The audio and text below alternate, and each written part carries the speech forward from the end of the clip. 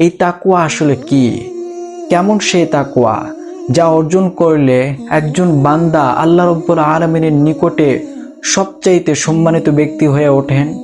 আসসালামু আলাইকুম ওয়া রাহমাতুল্লাহি ওয়া বারাকাতুহু।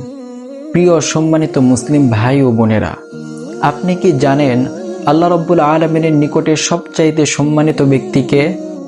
আল্লাহ রাব্বুল আলামিন কোরআন কারীমের মধ্যে ইরশাদ করেন, ইন্না আকরামাকুম ইনদাল্লাহি আতকাকুম। নিশ্চয় আল্লাহ রাব্বুল আলামিনের নিকটে সবচাইতে সম্মানিত ব্যক্তি সেই ব্যক্তি যে বেশি তাকওয়াবান।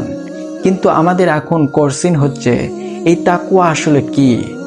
কেমন সেই তাকওয়া যা অর্জন করলে একজন বান্দা আল্লাহ রাব্বুল আলামিনের নিকটে সবচাইতে সম্মানিত ব্যক্তি হয়ে ওঠেন? এই প্রশ্নগুলো হযরত ওমর রাদিয়াল্লাহু তাআলা আনহু উবাই ইবনে কাব রাদিয়াল্লাহু তাআলা আনহুকে করলেন। তখন তিনি বললেন, আপনি কি কখনো কাঁটাযুক্ত পথে হেঁটেছিলেন? তখন ওমর রাদিয়াল্লাহু তাআলা আনহু বললেন, হ্যাঁ, আমি কাঁটাযুক্ত পথে হেঁটেছিলাম। তখন তিনি বললেন, তখন আপনি কি করেছিলেন?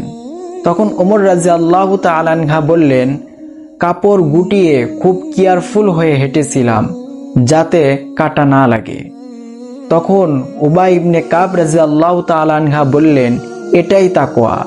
অর্থাৎ জীবনের প্রতিটি পদক্ষেপে নিজেকে গুনাহের কাঁটা থেকে বাঁচিয়ে চলাই হলো প্রকৃত তাকওয়া। আল্লাহ রাব্বুল আলামিন যেন আমাদের সবাইকে প্রকৃত তাকওয়া অর্জন করার তৌফিক দান করেন। আমিন।